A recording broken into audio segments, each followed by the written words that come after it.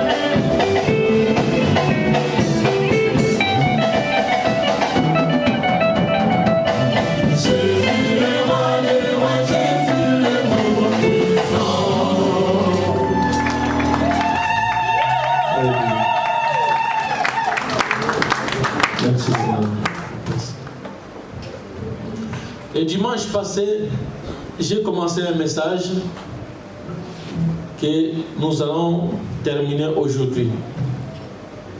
Nous allons lire ensemble dans le livre de Esther. Esther chapitre 2.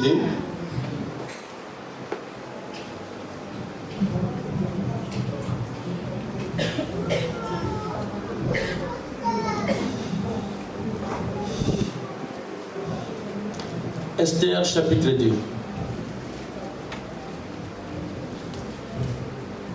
Nous allons commencer à partir du verset 8.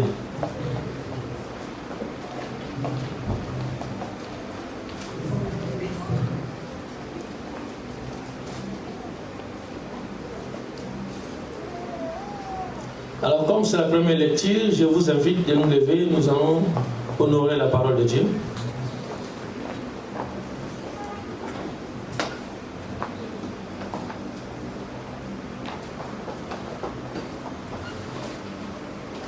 Je lis la parole de Dieu.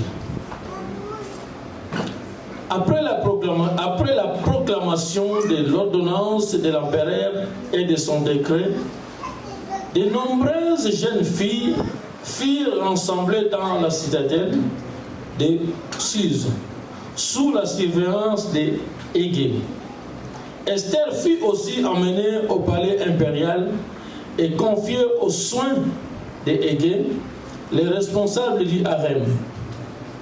La jeune fille lui plut et gagnant sa faveur, il se mit en pleine de lui fournir tout ce qu'il fallait en produits de beauté et pour son régime. Il mit à sa disposition 7 jeunes servantes sélectionnées parmi les personnes du palais impérial et il la transféra, elle et ses servantes, dans les meilleurs appartements du harem. Esther n'avait pas révélé ni sa nationalité, ni sa famille d'origine, car Mardochée le lui avait interdit. Parole du Seigneur. Père, nous bénissons ta parole. Ta parole est la vérité et la vie. Seigneur, touche encore quelqu'un ce soir au travers de cette parole. Saint-Esprit, sois à l'œuvre. Saint-Esprit, parle-nous. Saint-Esprit, manifeste au nom puissant de Jésus-Christ. Amen. Amen. Prenons place.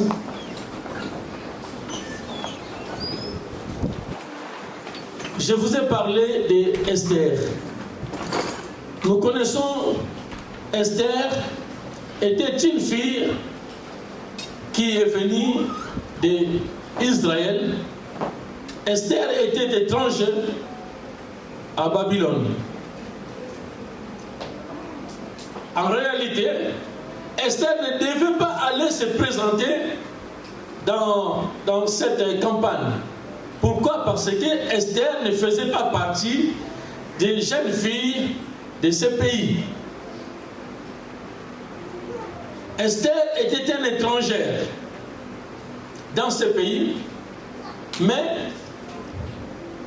son oncle lui a dit d'aller quand même se présenter et Esther cacha son identité pour qu'elle soit accueillie. Le plus important pour nous, ce n'est pas ça. Mais le plus important pour nous, la Bible dit que Esther a marqué une différence. Esther était différente de toutes les jeunes filles. On parle de jeunes filles vierges. On ne parle pas de n'importe quelle jeune fille. On parle de jeunes filles vierges.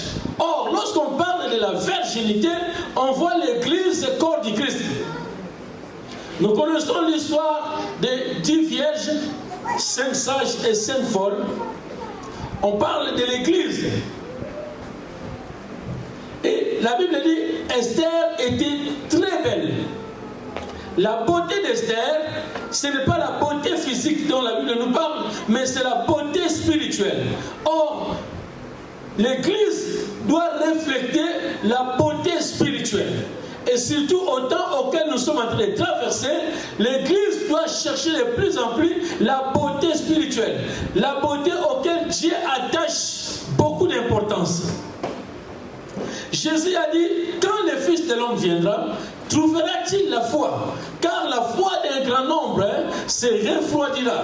Pourquoi la foi se refroidira? Parce que beaucoup de chrétiens même vont perdre la beauté intérieure et pour s'accaparer de la beauté extérieure. Or, la beauté extérieure nous conduit à la chute. La beauté extérieure nous conduit à la ruine. La beauté extérieure nous amène à pécher de plus en plus. Mais la beauté intérieure, c'est la gloire de Dieu. La beauté intérieure, c'est la présence de Dieu en nous.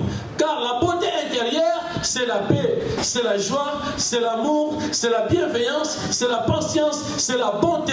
C'est ça la beauté intérieure que le Seigneur attache beaucoup d'importance. Lorsque Esther est allée rejoindre les autres, et la Bible dit tout de suite, le serviteur du roi Hegai a aimé Esther. Esther a trouvé faveur auprès de cet homme-là.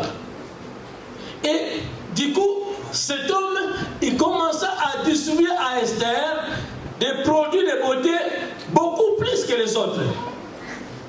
Normalement, à chacun, il devait recevoir une quantité bien déterminée.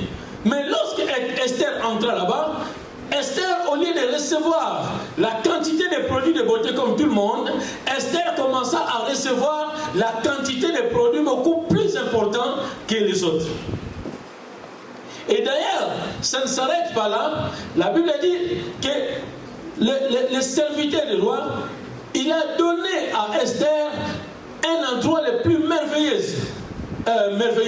Il a donné une chambre très agréable, et à part ça, si les autres avaient 3 serviteurs, mais avec Esther, il a donné beaucoup plus de serviteurs. C'est-à-dire, même les serviteurs du roi cherchaient à ce que Esther puisse trouver faveur auprès du roi. Alléluia. Amen, l'Église. Amen. Or, le serviteur du roi qui est avec nous, qui nous conduit maintenant, c'est le Saint-Esprit.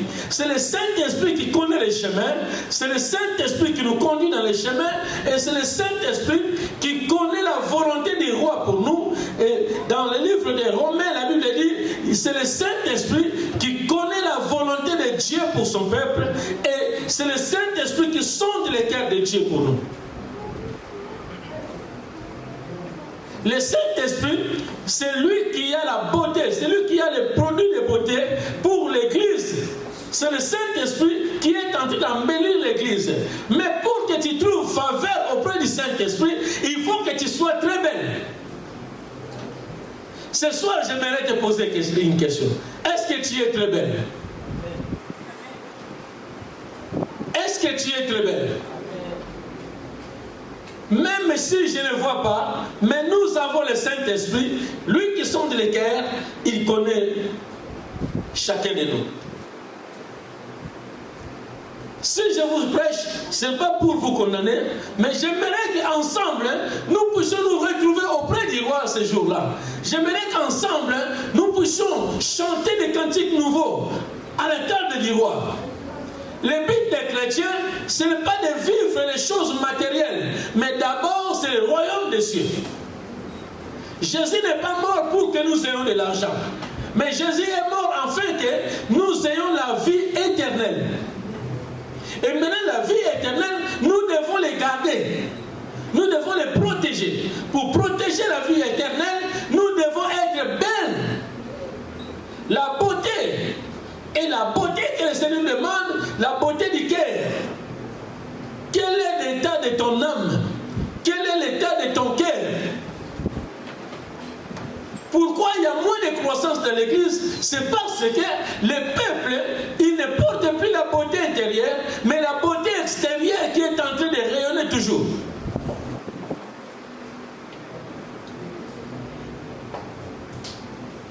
L'homme intérieur maigrit de plus en plus.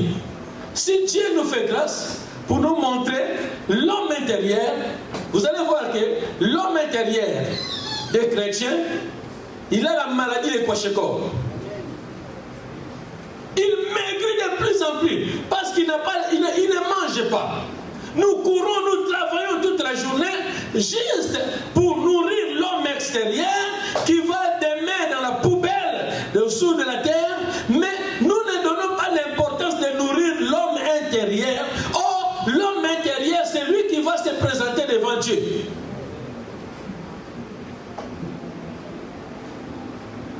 L'homme charnel, il est poussière et il y retournera poussière. Mais l'homme intérieur, c'est lui qui va être jugé devant Dieu. Or, cet homme intérieur que le Seigneur attache beaucoup plus d'importance. Quel est l'état de ton homme intérieur? Lorsqu'il n'y a rien à l'église, nous sommes tous des saints. C'est difficile de trouver le diable parmi nous. Tous des saints. Mais malheureusement, notre sainteté, ça s'arrête au niveau du visage, au niveau de l'extérieur. Dans notre intérieur, c'est la pourriture de la pourriture. J'ai béni le Seigneur parce que la Bible dit le Seigneur tarde de venir à cause de notre dureté. Si le Seigneur vient aujourd'hui, je ne crois pas qu'à l'église, même 10 personnes peuvent être élevées. Toujours des problèmes dans les cœurs. Oh, un tel m'a fait ceci. Oh, un tel, qu'est-ce qu'il montre? Et lui, qu'est-ce qu'il croit? Et elle, qu'est-ce qu'il croit? Et toujours, c'est les mêmes problèmes, mais vous ne voyez pas que ça nous emmène à rien. Ce n'est pas ça le Seigneur entend de nous. Le Saint-Esprit est là pour nous conduire. Le Saint-Esprit cherche des filles vierges et belles. Dans une église, si on trouve seulement 10 vierges filles belles, cette église va émerger. Parce que le Saint-Esprit donne des parfums qui attirent les gens vers vous. Alléluia. Pasteur Yomnicho a dit, quand il a commencé le ministère, il a travaillé pendant des années, il n'y avait rien. Mais un jour, lui-même, il rentra, il s'enferma dans sa chambre. Et le Seigneur lui a parlé. Le Seigneur lui a dit, tu as travaillé pour toi, maintenant c'est mon temps. Il s'est repenti quand il est sorti à cause d'une personne. Aujourd'hui, la Corée est dans le Seigneur. Et le ministère est en train de propager. Esaïe dit, Dieu cherche un homme pour mettre la brèche, pour intercéder en faveur des pays. Un homme, même pas deux, même pas trois, un homme seulement. Mais l'église de Christ est tellement dans la distraction, nous n'avons pas le temps pour le Seigneur. Nous n'avons pas le temps pour le mandat auquel le Seigneur nous a mandaté. J'aimerais dire à quelqu'un, bientôt nous allons nous présenter devant les rois. Quel que soit ton état, parce que tu fais partie des 10 vierges, tu vas te présenter devant les rois. Bientôt. Vous savez, depuis le temps des apôtres, ils disaient toujours bientôt, bientôt, bientôt, bientôt. Mais j'aimerais dire à quelqu'un, le temps nous montre que le Seigneur revient bientôt. Si nous regardons dans le monde ce qui se passe, nous comprenons que le temps est proche. Peut-être même cette génération, notre génération ne passera pas. Tout ce qui a amené la colère de Dieu, qui a activé la colère de Dieu dans Sodome et Gomorrhe, nous les vivons maintenant en transe. À outrance plutôt. Tout ce qui a activé la colère de Dieu dans Babylone, nous le voyons actuellement. Est-ce qu'il y a encore quelque chose de caché? Mariage pour tous, nous le vivons. La corruption monte en grande puissance. L'inimitié entre les frères montre la grande puissance. Le pardon et l'amour de Dieu dans le cœur n'existent plus. Personne ne peut pardonner à personne. Il n'y a plus l'humilité parmi nous. À cause de rien, on va se chamailler. À cause de rien, on se haït. À cause de rien, regarde comment nous nous lèvons. À cause de rien. Moi, je pose même les questions. Moi, écoutez, moi, je dis toujours, hein, je vous tolère. Vous pouvez me critiquer, vous m'injuriez. Je ne vous haïrai pas à cause de ça. Je vous aimerai davantage d'ailleurs. Parce que nous devons comprendre, même quand on nous insulte, même quand on nous... on parle mal de nous, c'est pour notre instruction et non pas pour les autres. Vous savez, quand quelqu'un te dit, tu pues, mais en bien ou en mal, il m'aide. Il m'aide. Parce que je vais aller maintenant m'entretenir à moi-même. Je dis, pourquoi il a dit que je pue? Peut-être parce que je pue. Et maintenant, qu'est-ce que je dois faire? Je dois chercher le parfum. C'est plus simple. Je dois chercher le parfum. Je mets le parfum. Comme ça, la prochaine fois, je vais aller encore m'inventer devant la personne. Ça va, ça va. Quand il va dire, ah, tu sens bon, ah, merci. Au moins, son langage a changé. C'est simple. Mais pourquoi tu veux te lever à cause de ça? Frère, il faut quoi chanter? Bafinga, bafinga, batonga, batonga, nyonso se, boda munanga. Même quand on m'injure, même quand on me critique, c'est pour mon bien. Mais vous allez voir, l'église est devenue tellement faible. Hein? Vous savez, bien aimé, il y a Matthieu chapitre 5, je pense. Matthieu chapitre 5, le verset 11. Qui peut me lire ça? Matthieu chapitre 5, le verset 11. 11 et 12.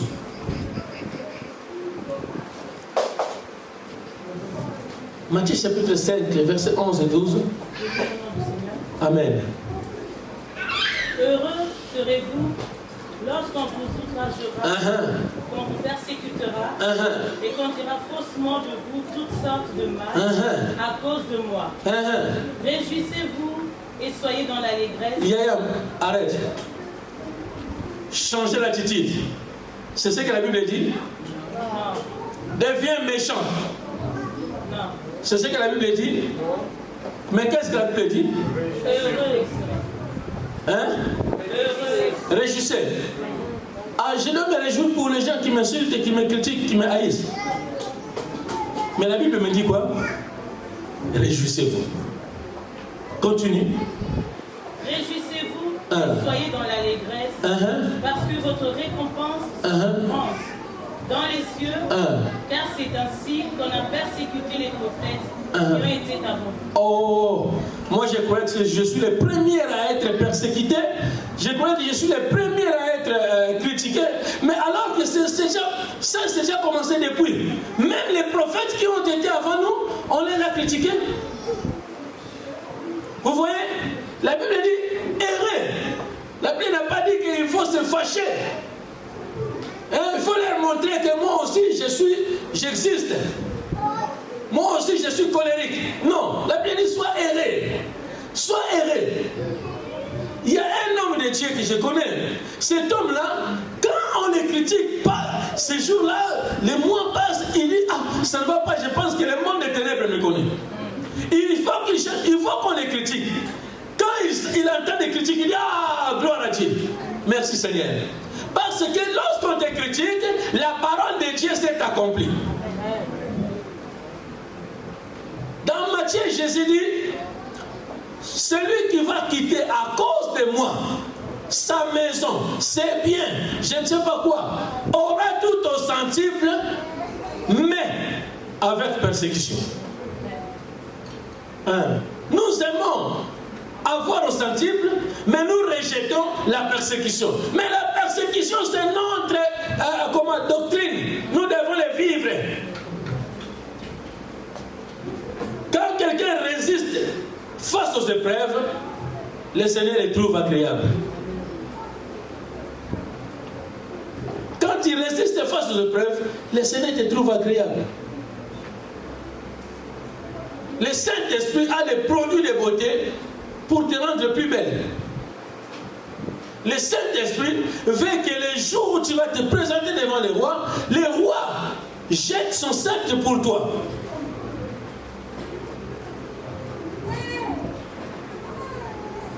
Mais le Saint-Esprit ne regarde pas les gens qui se lèvent pour... celui qui va faire sa justice lui-même, le Saint-Esprit, pourquoi il va te défendre? Il ne te défend pas. Parce que tu te défends toi-même. Hein? Se venger, voilà.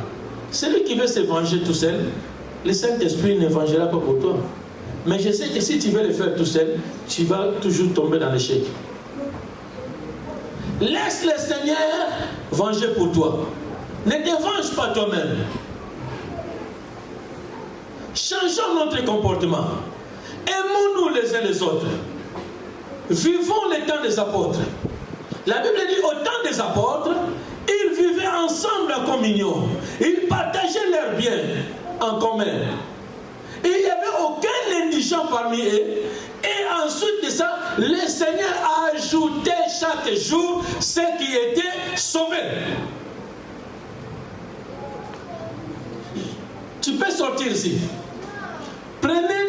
Allez dans les imprimeries les plus meilleures ici.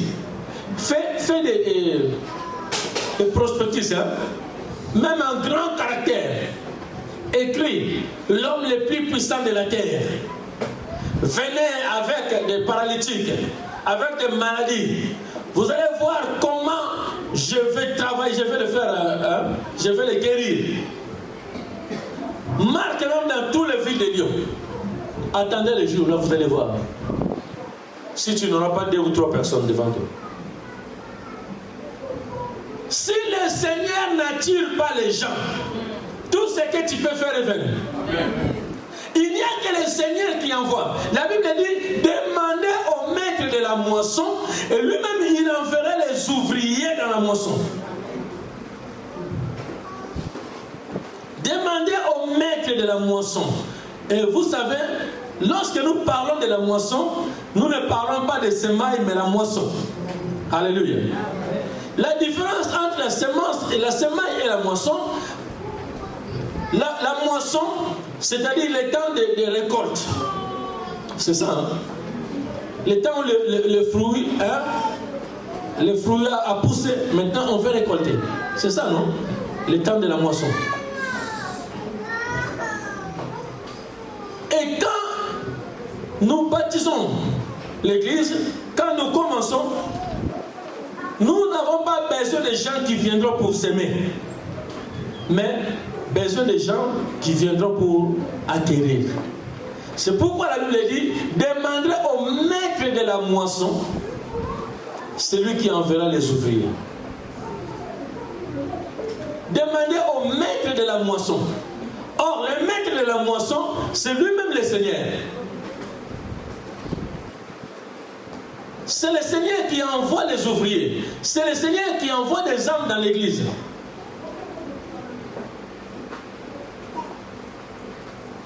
Vous voyez cet espace-là? Pour que ça déborde, c'est simple. L'espace que vous voyez là. Pour que cet espace déborde, c'est simple. Ce n'est pas compliqué.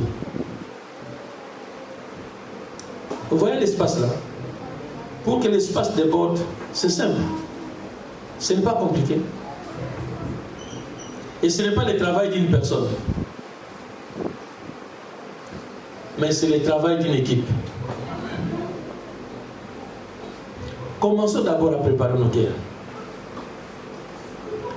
Si seulement 10 personnes ou 5 personnes, je vais dire 5 personnes, si seulement 5 personnes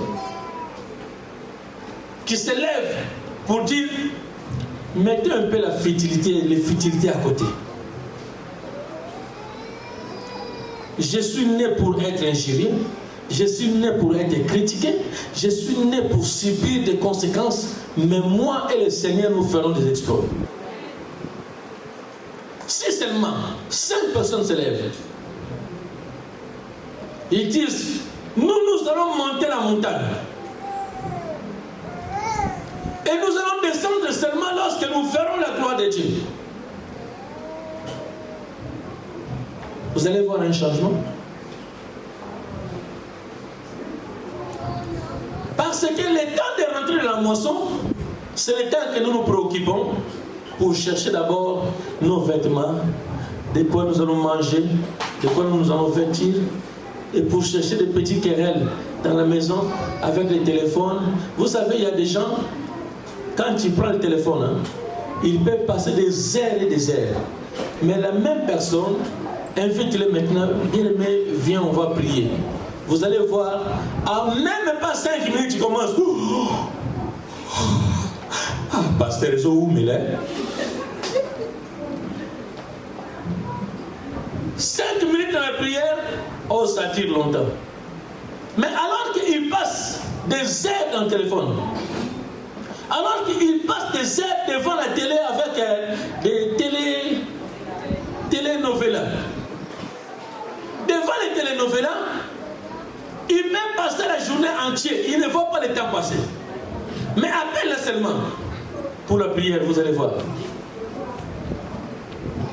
J'ai dit, on vient ici pour la prière. Beaucoup parmi vous, le jeudi, vous êtes à la maison. Mais on ne vous voit pas ici. On ne vous voit pas. Alors que le roi David a dit, je lève les yeux vers la montagne, d'où me viendra le secours. Mais comment nous pouvons élever les yeux dans la montagne? Notre montagne, c'est la prière. Notre montagne, c'est le jeûne. Lorsque nous jeûnons, lorsque nous prions, lorsque nous sommes dans la présence de Dieu, c'est en ce moment-là que le Seigneur manifeste sa gloire. Mais vous allez voir, l'Église ne veut pas prier. L'Église ne veut pas se donner pour des choses plus importantes, mais l'Église se préoccupe pour des choses inutiles. C'est que je travaille, donc je n'aurai pas le temps vraiment de jeûner, parce que si je travaille, mon travail est dur. Hein? Si tu ne manges pas, tu risques de tomber. C'est parce que tu es devenu esclave de ton corps, c'est pour cela que tu ne peux pas, si tu laisses, tu vas tomber. Tu es devenu esclave de ton corps. Et maintenant, c'est le corps qui te dirige. Tu veux les rendre belles, tu veux les rendre bons, mais est-ce qu'il te paye quoi dans tout ça? Qu'est-ce qui te paye la chair?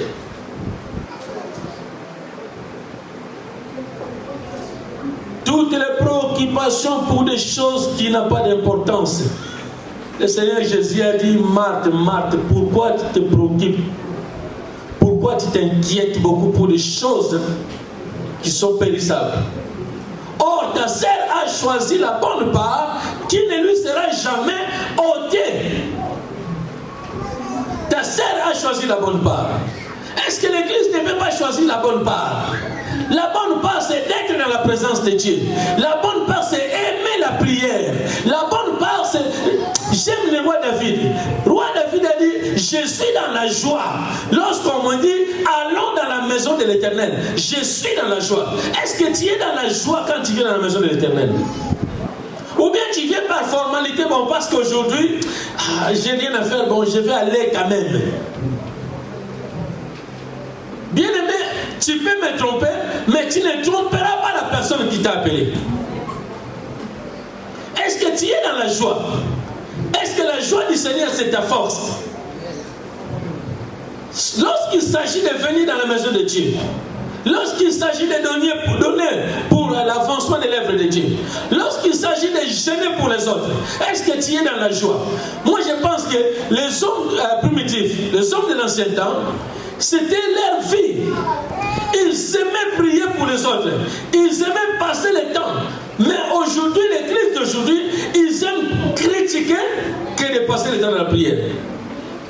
Vous cherchez où se trouvent les défauts des pasteurs. Comme ça, nous allons les lapider très très bien.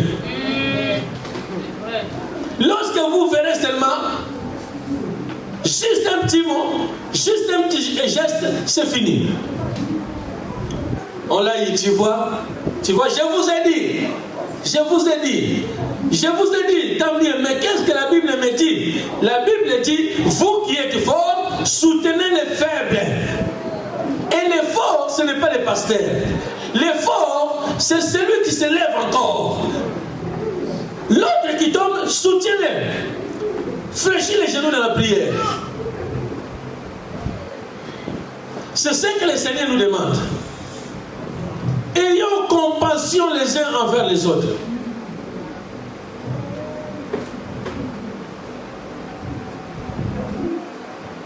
Mais vous allez voir qu'il n'y a pas l'amour. Même pour l'œuvre de Dieu, il n'y a pas l'amour. La chorale, nous avons commencé, on était, je ne sais pas si 17 personnes, mais aujourd'hui on se retrouve ici, 5, 6, 7. Alors que, quand tu venais au début, tu étais enthousiasmé. Ah, aujourd'hui c'est la chorale. Regarde comment le cœur bat. Il faut que j'arrive à l'heure. Je ne peux pas arriver en retard. J'avance. Il faut que j'arrive à temps. Mais aujourd'hui tu arrives ici, mais le cœur n'est même pas là-dedans. Vous allez voir même pendant le temps de la répétition, tu es dans la distraction totale. Donc tu n'es pas là. C'est une formalité, bon. Parce que j'ai rien de bon. Bon, je suis là, on chante. Quand on va finir de chanter, et quelquefois même, hein, tu chantes, mais les yeux dans l'aiguille là-bas. Ah, il est déjà 15h45. Hein. Tu sais qu'il nous reste seulement 10 minutes. Amen. Il nous reste 10 minutes, mais tu es venu en retard. Au lieu de dire que je suis venu en retard, mais c'est toi qui me donnes la leçon de dire qu'il reste 10 minutes. Quand le cœur n'est pas là, c'est comme ça. Là où est le cœur, vous savez, dans Matthieu chapitre 6, la Bible dit là où trouve ton cœur, c'est là où trouve ton trésor. Là où trouve ton cœur, c'est là où trouve ton trésor. Si ton cœur est dans l'église, ton trésor se trouve dans l'église. Si ton cœur se trouve dans la chorale, ton trésor se trouve dans la chorale. Parce que, vous savez, quand on aime et quand on sert, non pas pour un homme, mais pour Dieu, on est enthousiasmé. C'est-à-dire que je viens pas pour un homme, mais je viens pour satisfaire le cœur de mon Dieu. Car la Bible dit, lorsque mon nom sera élevé, j'attirerai les nations vers vous. Je viens pour que le nom de l'Éternel soit élevé, afin qu'il attire des nations vers nous. Amen. Lorsque mon cœur est là, je viens avec force. Lorsque mon cœur est là, je ne viens pas à cause de... Je ne viens pas parce qu'un tel, bien aimé, j'ai fait... Vous savez, depuis que je suis venu à Lyon, en 80, je suis arrivé à Lyon en février 90, et 6 mois après, en 90, je suis rentré dans la chorale. J'étais le plus minimisé dans la chorale. Mais j'ai tenu bon jusqu'aujourd'hui. Jusqu'aujourd'hui, personne ne peut m'enlever le plaisir de chanter. Dans la chorale, là où j'étais minimisé, je suis resté là-bas pendant des années. Jusqu'à ce que le Seigneur m'a élevé. C'est moi qui étais maintenant la dirigeante de cette chorale. Amen. Yes. Merci ma fille, parce que toi tu connais l'histoire, tu étais là. Là où j'étais minimisé, c'est là où le Seigneur m'a élevé. Et après combien des années, nous on chantait dans la chorale, je chante, il y a un autre à côté, quand tu mets la voix, il te donne le coude, hein. Il te dit arrête de chanter. Tu chantes mal, écoutez-moi. Mais je suis en train de regarder cette chorale. Si on fait ça à quelqu'un, demain il ne vient plus à l'église. C'est vrai. Demain il va disparaître. Quand vous allez le suivre, maman, il va te dire qu'est-ce qu'il croit? Moi. Mais moi, je l'ai supporté. J'ai dit de ce que j'ai vécu. Je ne dis pas de ce que j'ai entendu des autres. Moi, je parle de moi. Et d'ailleurs, ma fille, elle est là. Peut-être Nawal et les autres, vous allez dire, ah, parce que c'est son fils. Il y a encore notre fils là, fille, Bénédicte. Elle est présente. Maman Iguette. Ah, oh, gloire à Dieu. Maman Iguette, elle est là. Et je chante mal. Toi, arrête de chanter. Écoutez-moi. Et il te donne la référence. Moi, j'ai chanté avec Jolie Mobiel. Quelqu'un qui a chanté avec Jolie Mobiel, qu'est-ce que tu vas lui dire? Tu fermes ta bouche, tu l'écoutes. Ah. Et je marche comme ça. J'avais un soulier ici, là, ouvert. Les anciens bus, là, les portes fermées comme ça, boum, boum, boum. Un jour, je monte, je mets les pieds, il y avait du monde, les pieds restaient là, la porte fermée, et il m'a arraché un peu les chaussures ici. J'avais pas encore l'argent pour acheter un autre chaussure. Là, maman, elle vient d'arriver. Il y a un frère qui me regarde comme ça, il dit, ah, ta chaussure là est belle. Je lui ai regardé comme ça, j'ai dit, merci frère. Je sais qu'il est en train de se moquer de moi. Mais je lui ai dit merci. Maman, je lui ai acheté une chaussure. Il a mis ça avec le panier. Il y a une sœur qui vient. Il regarde et dit, ces chaussures-là, on ne les met pas avec les paniers.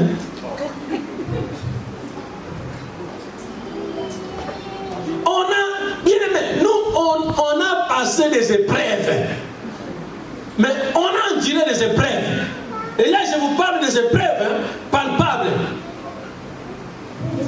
Mais jusqu'au point qu'on a même perdu des enfants. Il y a eu des attaques.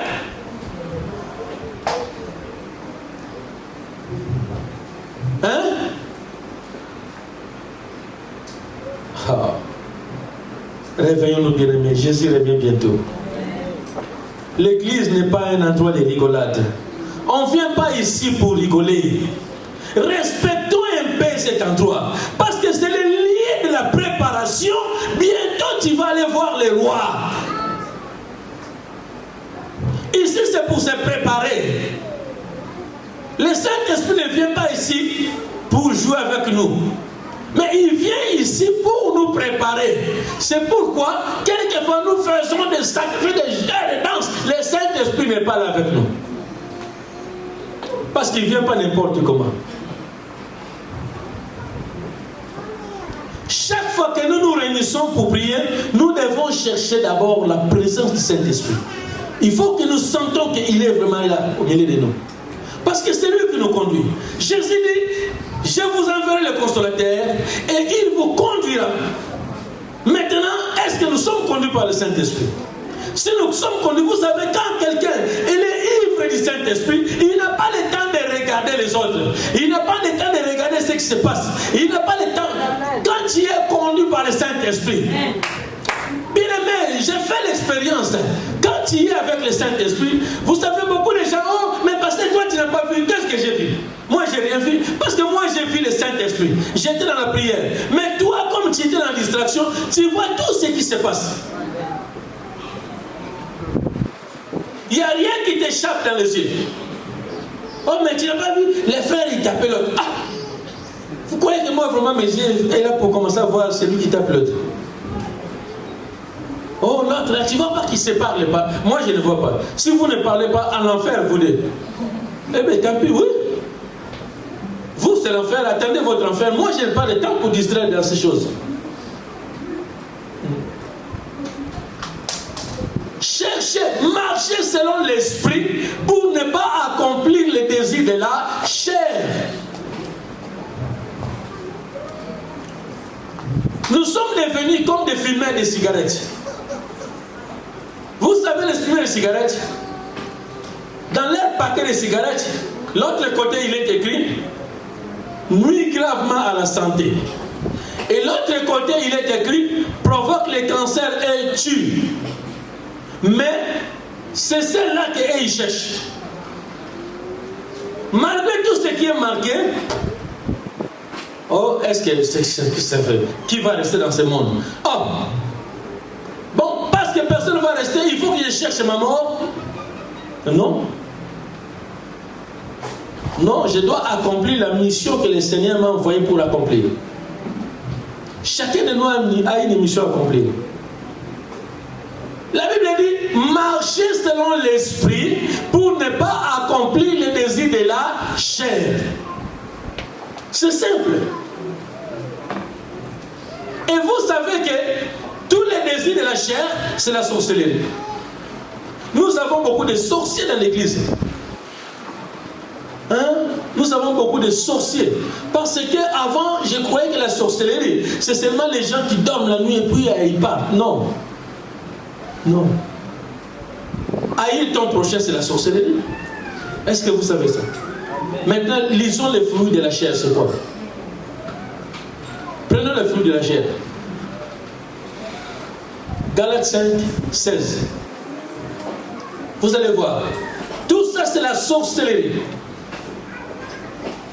Nous avons des semences de la sorcellerie en nous.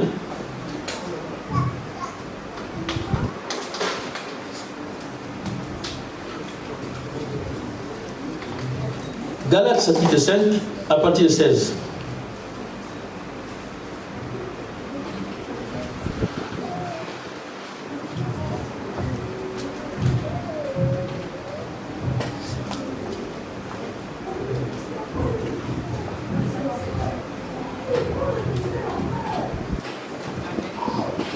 Amen.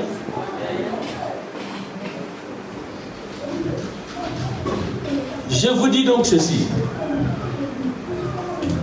Laissez le Saint-Esprit diriger votre vie et vous n'obéirez pas au désir de la nature pécheresse. Laissez le Saint-Esprit diriger vos vies. Car les désirs de cette propre nature sont opposés à ceux de l'Esprit. Et l'Esprit a des désirs qui s'opposent à ceux de la nature pécheresse. Les deux s'opposent l'un à l'autre.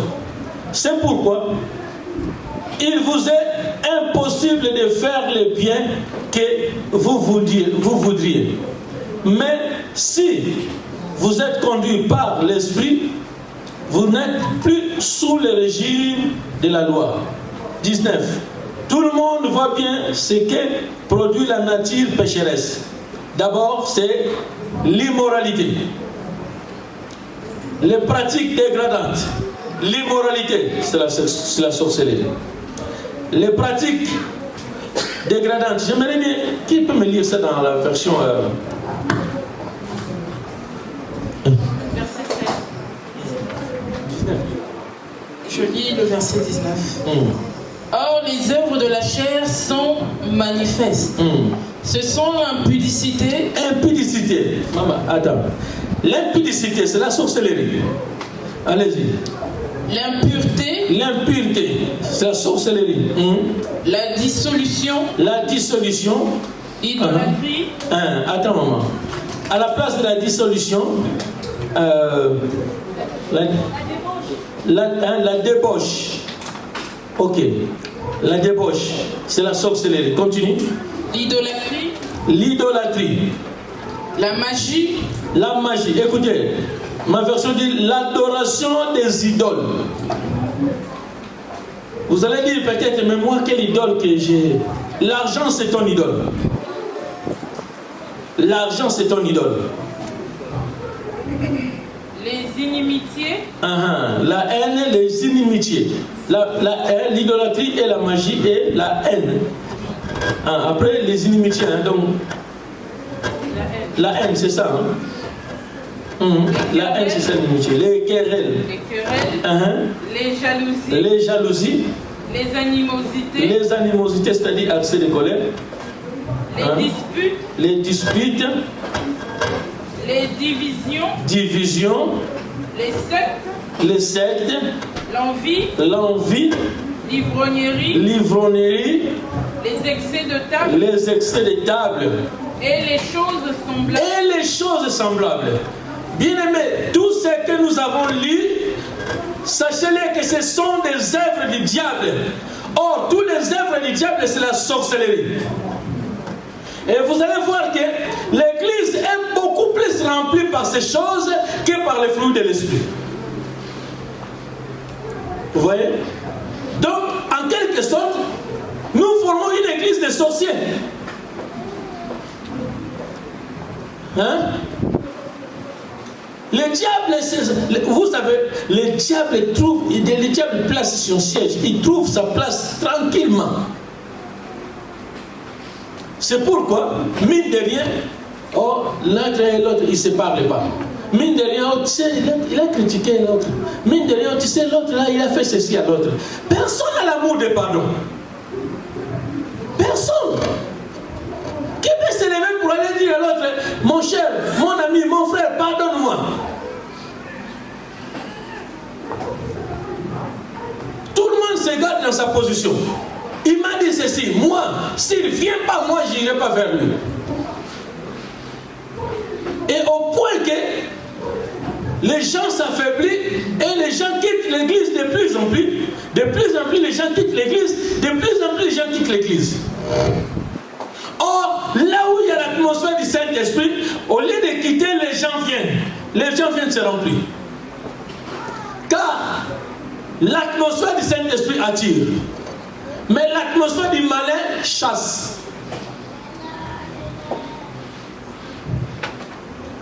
Un jour, nous allons parler que de la sorcellerie. Vous allez comprendre qu'il y a beaucoup de sorciers au milieu de nous. L'amour et le pardon n'existent pas. Ça, c'est les œuvres du malin. Il faut que le Seigneur nous délivre de ça. Ce n'est pas parce que mon frère a dit mal de moi qu'il est devenu mon ennemi. Non. Nous n'avons pas à lutter contre la chair et le sang. Mais contre les dominations, les principautés et contre les esprits méchants.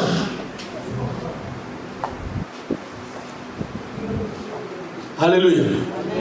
Amen. Amen. Bien-aimés, le temps est proche.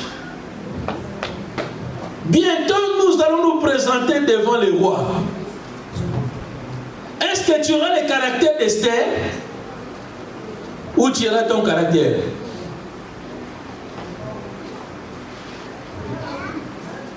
Le Seigneur, lorsqu'il a vu Pierre, il s'appelait Simon. Vous savez, Simon veut dire quoi? Roseau. Vous connaissez surtout nous qui sommes nés dans des brousses, hein, là où il y a des petites rivières qui traversent. Il y a des petites herbes qui poussent à côté de la rivière. Ces herbes-là, il n'a pas une bonne position. Quand le vent quitte de l'Orient pour l'Occident, il souffle comme ça. Lui aussi. Lorsque le vent va souffler de là, pour l'autre côté, et si le vent souffle, de nord à midi, de nord à sud, s'il souffle, par exemple, je ne sais pas où se trouve nord-sud, mais comprenez seulement, s'il souffle de là jusque là, il souffle de l'autre côté, mais quelle est ta position? Lorsque le Seigneur regardait, il dit, devant moi, s'il y a des roseaux, ça ne va pas. Ça ne va pas marcher. C'est pourquoi le Seigneur a posé une question. Lorsque le ciel a choisi Simon, le Seigneur a dit, à partir de maintenant, je ne t'appellerai plus Simon, mais je t'appellerai qui? Pierre. Pierre veut dire quoi? Roc. Le Seigneur lui a rendu roc. Est-ce que vous avez déjà vu devant le vent, le roc va à gauche, à droite? Mais quand est-ce que tu vas devenir roc? Toi, tu es toujours Pierre, Simon, roseau. Il y a un problème. L'église. Parce que tu crois que l'église, c'est l'église de l'homme. L'église, c'est l'église de Dieu. Ici, nous voulons des rocs et non pas des billes de Simon, hein, des roseaux. Amen. Maintenant, j'ai besoin de rocs. Bien aimé, la chorale, j'ai besoin de rocs. Les gens obéissent, les gens qui se lèvent pour dire, nous voulons chercher la gloire de Dieu. Vaut mieux 10 personnes qui cherchent la présence de Dieu que 1000 personnes qui sont des roseaux. Le vent vient encore sur tout le monde. Ce n'est plus ce moment-là. Maintenant, c'est le moment de chercher le Seigneur. C'est le moment d'élever le trône de Dieu. C'est le moment que la gloire de Dieu s'élève. Lorsque la gloire de Dieu s'élève, le miracle se produit elle-même. On n'a pas besoin de faire des efforts. Alors qu'il y a encore beaucoup de gens qui sont dans la souffrance, mais ils ne peuvent pas venir parce que nous-mêmes ne sommes pas un modèle. Quand ils te voient, ils disent moi je vais aller dans une église pareille avec cet homme. Quand est-ce que nous allons changer? Quand est-ce que tu vas chercher le Seigneur? Bien-aimé, cherche le Seigneur, fléchis les genoux. Dis Seigneur, fais-moi devenir un roc car je suis faible. Mais pourquoi nous ne voyons pas nos faiblesses? La Bible dit la parole de Dieu est un miroir. Or, dans un miroir, c'est là où nous venons pour nous corriger. Quand je regarde le miroir, je dis ah, j'ai quelque chose ici. Tu enlèves. Mais nous sommes devenus des gens qui viennent au miroir, ils regardent le miroir, mais il a bien vu qu'il y a quelque chose ici. Mais il tourne le miroir, il a oublié qu'il y a quelque chose. Et il se promène comme ça. Quand est-ce que nous allons demander aussi les rocs? Le Seigneur a dit, sur cette pierre, je bâtirai de mon église. L'église est bâtie seulement sur les pierres et non pas sur les roseaux. S'il y a 10 pierres, les 10 pierres vont élever la gloire de Dieu. Et la gloire de Dieu va se manifester. Il y aura des miracles, il y aura des guérisons, il y aura une manifestation du Saint-Esprit. Et cela va attirer les gens. Mais s'il n'y a que des roseaux, les roseaux ne savent pas qu'est-ce qu'il faut faire. Les roseaux n'ont pas la notion de justesse. Les roseaux ne savent pas. C'est pourquoi un roseau, quand il vient ici, il est là, mais il ne sait pas pourquoi. Bon, quand le vent va souffler, il quitte, il vient ici. Quand le vent va souffler ici, il vient à l'autre côté. Mais tu vas où? Où? Tu vas où? Tu es où? Hein? Hier, tu étais intercesseur. Aujourd'hui, tu es venu chanter. Demain, tu vas là-bas. On me critique, tu quittes. Ok. Tu viens ici. Oh, ici encore. On me parle mal. Tu quittes. Oh, demain, à la fin de compte, tu vas quitter la porte. Parce que toi, tu ne supportes pas. Mais moi, je ne sais pas quel évangile qui nous a dit de ne pas supporter. Je ne connais pas cet évangile. Moi, je connais seulement l'évangile d'humiliation. Si tu ne veux pas l'humiliation, bien aimé, tu perds ton temps avec le Seigneur. Avec le Seigneur, il faut accepter l'humiliation. Amen. Je vous dis, bien aimé, je suis le premier et je continue à l'endurer. Et je tiens le coup. Au contraire, quand je sens l'humiliation, ça me donne encore la force. D'ailleurs, c'est là où je cours encore pour aller chercher le Seigneur. L'humiliation, c'est notre vie. La Bible dit, c'est lui qui veut servir le Seigneur.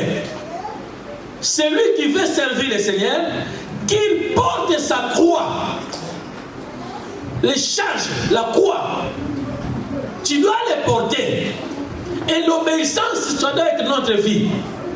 On te dit, frère, la façon dont tu chantes, c'est pas bon. Tu vas faire ceci. Accepte. Frère, tu vois comment les chemises là tu portes, c'est pas bon. Hein? Pourquoi tu portes petit ou arrange? Tu changes. Change. Est-ce que c'est simple? Parce que la Bible dit, hein, malheur à celui qui sera un sujet de scandale pour les autres. Tout nous est permis, mais tout n'est pas utile. J'aimais beaucoup quand je coiffais les cheveux, je mettais un trait ici. Un jour, quelqu'un est venu m'a dit, ah, pasteur, toi aussi. J'ai dit, qu'est-ce qu'il y a? Ah, mais trait là. Alors que le trait là, c'est rien. Mais je me suis retourné, moi, je dis, ah, si cela devient un sujet de scandale pour elle, pour lui, j'enlève. Est-ce que ça m'a changé? Je suis toujours le même. Mais je ne veux pas être un sujet de scandale pour les autres. Je change. Si quelqu'un vient te faire une remarque, il faut même l'acclamer. Mais vous allez voir beaucoup ici, quand on te fait une remarque, maman, tu es devenu ennemi de la personne. Ah, quel beau ça, la remarque, il est de nani. Pourquoi il va me faire des remarques? qu'est-ce qu'il croit elle. Mais c'est pour ton bien.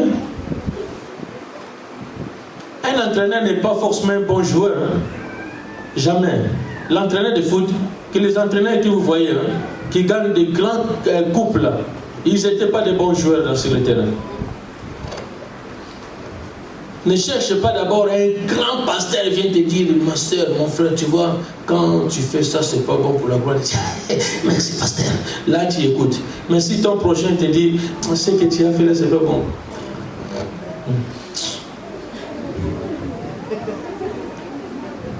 Les hypocrites. Ça, c'est l'hypocrisie. Quittons l'hypocrisie, bien-aimé. L'église de Dieu doit progresser. Je vous interpelle ce soir. Nous voulons une église forte. Nous voulons une église puissante. Nous voulons une église qui se lève. Une église qui craint Dieu. Craindre Dieu, personne ne voit Dieu. Mais si tu ne crains pas les institutions de l'église, tu ne crains pas Dieu. Moi, comme je suis là, je vous donne un exemple. Je suis en train de prêcher, non, je suis en train de faire mon travail. Et mon téléphone sonne, bon, excusez-moi un peu. Alors, ça va? Bon, je suis au travail, je suis un peu prêché, je suis à l'église. D'accord? Ok. Bon, je t'appelle. Bon, bien aimé, vous voyez? Qui peut accepter ça? Est-ce que c'est normal? Lorsque tu viens dans la maison de Dieu, à n'importe quelle institution, prends ton téléphone, ferme. Parce que sache qu'il y aura des dérangements. Oui. Apôtre Jésus n'est pas là. Hein? Je me suis donné une discipline, il connaît. Et d'ailleurs, il le suit aussi, il fait. J'ai un rendez-vous avec quelqu'un, quand je me retrouve avec la personne, la première chose, je prends mon téléphone, silence. Mais oui. Il faut que je respecte la personne qui est devant moi. Je le mets en silence parce que je suis venu maintenant à ta disposition. Je dois fermer mon portable. Je viens à l'église pour prier. Dès que j'arrive à l'église, la première des choses, silence. Ce n'est pas toi qui vas me gérer, c'est moi qui vais gérer le portable. Parce que je me tiens devant le roi des rois. Je dois respecter le Seigneur mon Dieu.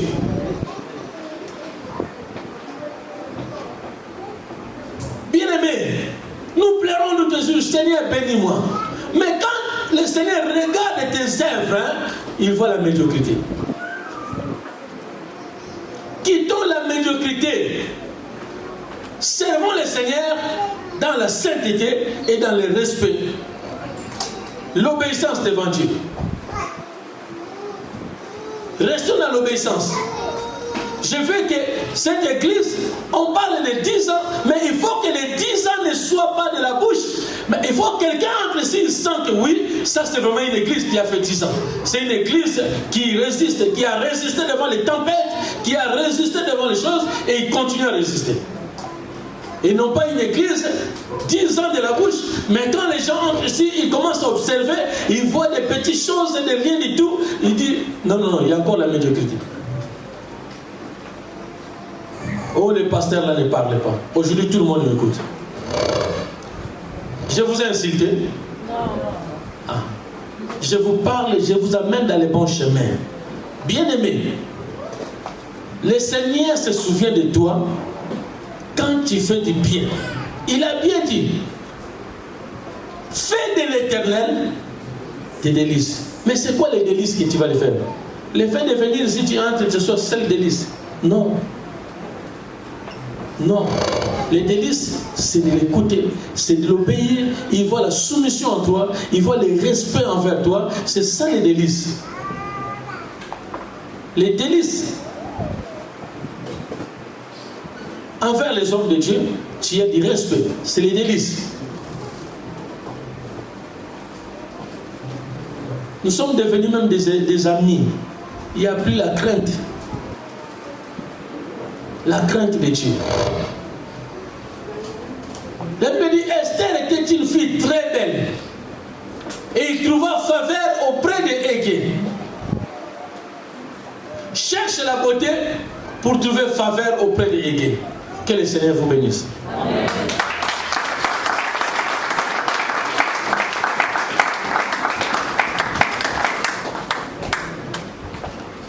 Prions. Éternel Dieu de gloire, je te dis merci Père, car tu nous as parlé ce soir. Seigneur, laisse que cette semence produise des fruits en nous. Nous voulons être des hommes forts. Seigneur, fais de nous des rocs. Finis, Seigneur, la bassesse. Finis la médiocrité. Finis, Seigneur, la légèreté. Finis les roseaux, Seigneur. Nous voulons être des rocs. Les gens qui s'élèvent pour glorifier ton nom. Les gens qui s'élèvent pour proclamer ton nom, Seigneur. Les gens qui s'élèvent pour témoigner ta faveur et ta grandeur. Yahweh, bénis cette église. Bénis tous ceux qui ont écouté le son de ma voix. Laisse que ta gloire se manifeste, Père. Que nous ne soyons pas des auditeurs oubliés, mais que nous puissions mettre en pratique, Seigneur, tout ce que nous avons entendu. Que toute la gloire te revienne. Au nom puissant de Jésus-Christ, j'ai ainsi prié. Amen. Amen.